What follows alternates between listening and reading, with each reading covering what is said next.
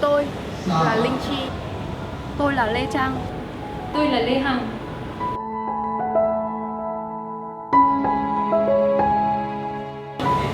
Hiện tại tôi đang là học sinh lớp 12. Tất cả những gì tôi băn khoăn bây giờ đó là không biết nên chọn trường nào, ngành nào. Tất cả những gì tôi biết về ngành, về nghề chỉ dừng lại ở tên gọi, không hơn, không kém. Hiện nay tôi đang là sinh viên ngành kỹ thuật. Trong suốt 4 năm học qua, những thứ tôi học liên quan đến chi tiết máy, những bài thí nghiệm liên quan đến virus và vi khuẩn, nó không liên quan gì đến những thứ tôi đam mê là liên quan đến ngành tâm lý học.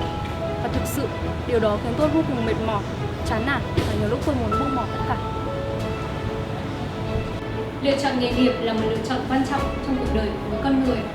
Một lựa chọn sai sẽ dẫn tới sự lãng phí về tiền bạc, về thời gian, sự khủng hoảng tâm lý và giảm lợi thế cạnh tranh khi gia nhập thị trường lao động.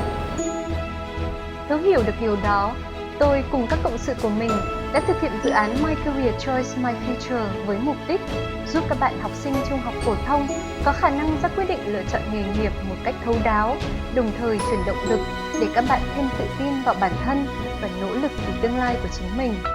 Từ tháng 11 năm 2018 đến tháng 4 năm 2019, thông qua mạng xã hội, dự án My Career Choice My Future đã tiếp cận 431.600 lượt người, tương tác với gần 70.000 người và có 5.500 người thường xuyên theo dõi.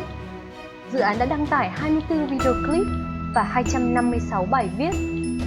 Chúng tôi đã tổ chức 4 buổi tọa đàm tại 3 tỉnh thành phố Hà Nội, Vũng Tàu và Đà Nẵng. Dự án đã tiếp cận trực tiếp hơn 800 học sinh, giáo viên và phụ huynh, tiến hành khảo sát và lựa chọn ngành nghề với gần 700 học sinh từ 32 tỉnh thành trên cả nước.